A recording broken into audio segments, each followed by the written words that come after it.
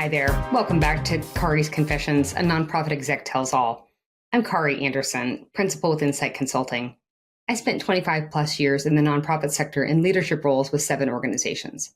Now I provide coaching and consulting services to ensure that nonprofits, like yours, have the structure, systems, and practices to do your best work. Wherever I go, I continue to hear that nonprofit execs need a space to gather, to receive tools, feedback, and advice that encourages you to stay the course. Doesn't matter if you're in a village of 182 or a metropolis of millions, nonprofit work is both gratifying and lonely.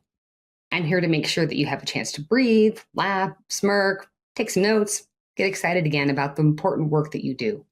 Today's topic is making sense of special events. So, special events, you either love them or you hate them. I love them.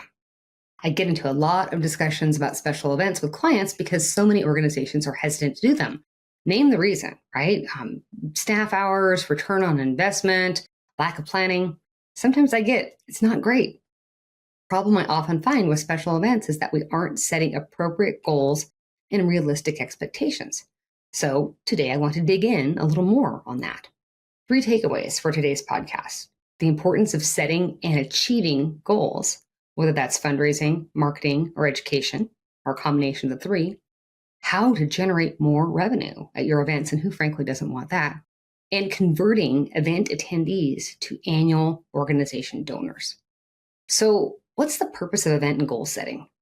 If you're trying to build a donor base, a lot have very few, if any, donors currently, then you've got to think of special events as fundraisers. There's a way with these events to introduce new people to your organization and connect them further with your cause. So your event needs to be structured in a way that allows for connections to be made. However, if your goal is strictly to raise more money, then you need to be honest about your direct and indirect cost to ensure the event is worth your time and resources. I'm not saying it should be eliminated, but perhaps adjustments need to be made so it's more profitable for your organization. So what are your goals for the event? Get more specific than just raising money. Are you trying to create awareness about your organization? If so, with whom? Are you trying to raise money for a specific program? What are your monetary goals? How will you engage donors at the event? What does post-event communication look like? What role will your board play in preparing for the event, at the event, and after the event? What team members are involved and at what level? What does sponsorship look like? Friends, sponsorship is the holy flippin' grail of event fundraising. It is so important and helps to set you up for success going into the event with a solid revenue base. Many of the events that I was responsible for, we had actually hit our revenue goal prior to opening doors for our events. That's how important sponsorship can be. So tips for success, right? When you're having an event, you can engage in friendly competition. If it's an event, you can utilize peer-to-peer fundraising. Do it. If at all possible, have a competition among board directors for securing sponsorship, get creative, and have some fun with it. Make sure you do get your board involved. Ask them to think of their circle of influence and invite people who might be a great fit for your organization in terms of passion and connection with your cause. Make sure your event is aligned with your mission and who you are as an organization. Not all events are appropriate for all organizations. There was a family service organization that did a virtual event before COVID that was a stay in with pizza and games theme. People bought tickets and they stayed home with family and skipped the gala. All kinds of fun add-ons and things that they could do to support that and an at-home movie theme night. Very fitting in light of the nature of that particular organization and its focus on family, and it helped people be aware of the cause and mission. There's a children's hospital that a peer of mine worked for, and they had a play-themed party every year with adult-sized games. Think pinball, twister, floor keyboard. Dessert was served first with quotes from the patients at the hospital on the screen about their favorite desserts. They were really careful about how they shared those stories because they were about kids, right? They were currently in the hospital. But when we're sharing stories appropriately at these events, they're powerful reminders to everyone in the room about why they're there, why they're supporting you, right? Regardless the type of your event, informal, formal, casual, right? Wherever the venue is, make it easy for people to donate. There's a stat that I've seen that as high as 90% of people who purchase tickets to the event are likely to make an additional donation at the event if it's easy for them to do so.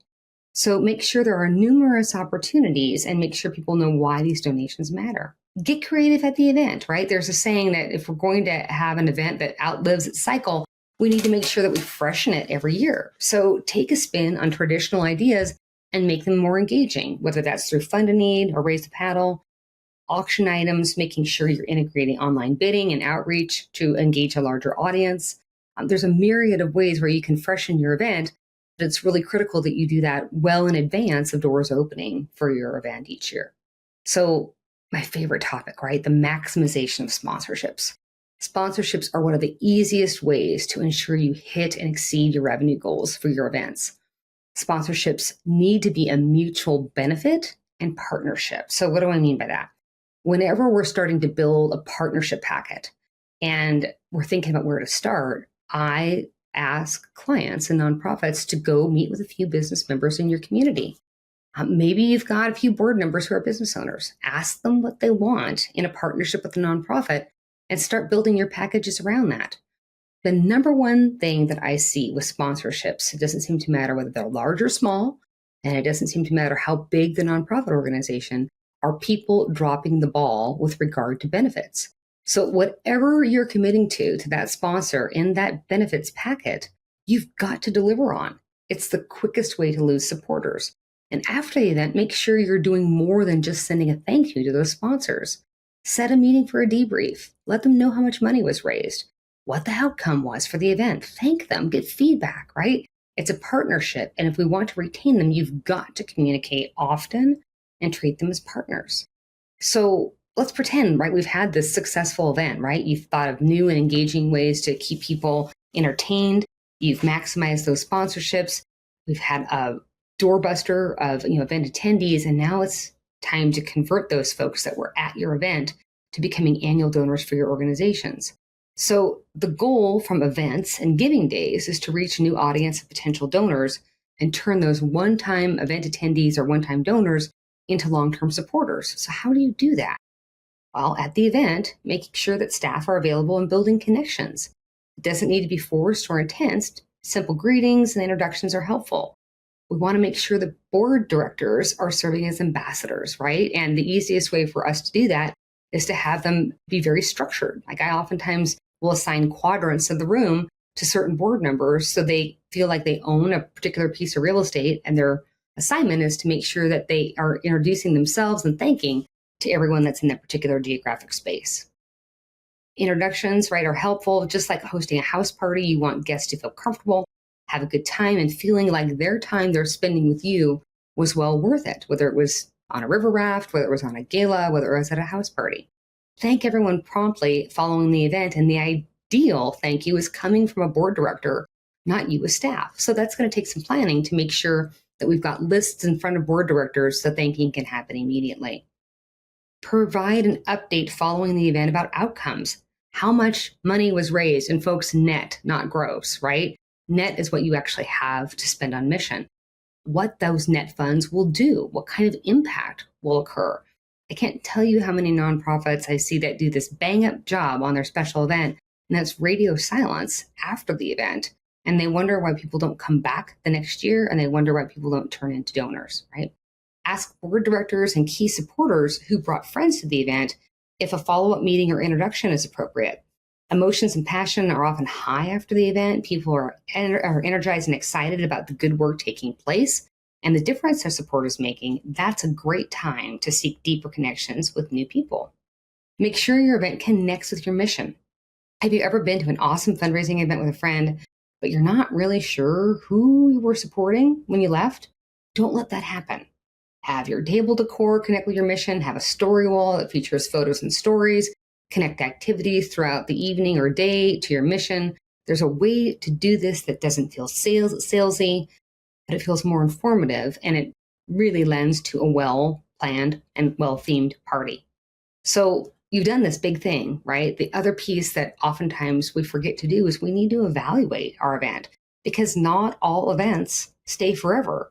And they sure won't stick around if we don't take the time to evaluate if this is the best possible thing for our organization. So certainly prior to this event, we'd want to have metrics outlined that you're going to use to evaluate success. These metrics should be closely tied to the goals for your event. Some might include how much revenue was earned, again, net, For this metric, make sure you're including all your direct costs, which would be venue, food, beverages, invites, postage, and your indirect costs, staff time, not just your event planner or coordinator. How many people attended and were there new people in the room? This goes past sheer numbers and encourages you to look at your marketing efforts prior to the event. What worked and what didn't? What connections were made at the event? Are there folks on your team that will be following up with people afterwards? And whom are they following up with? What was the overall feedback from the event? Be sure you have a meeting to debrief with board and staff. Get feedback from vendors and sponsors. It will be all very helpful as you evaluate what worked well and what can be improved for next year. Create a written document that captures feedback and a summary of this year's event. Once you debrief, a year is a long time, and much of the info will be forgotten. Summarize it all and make good notes to help prepare for next year.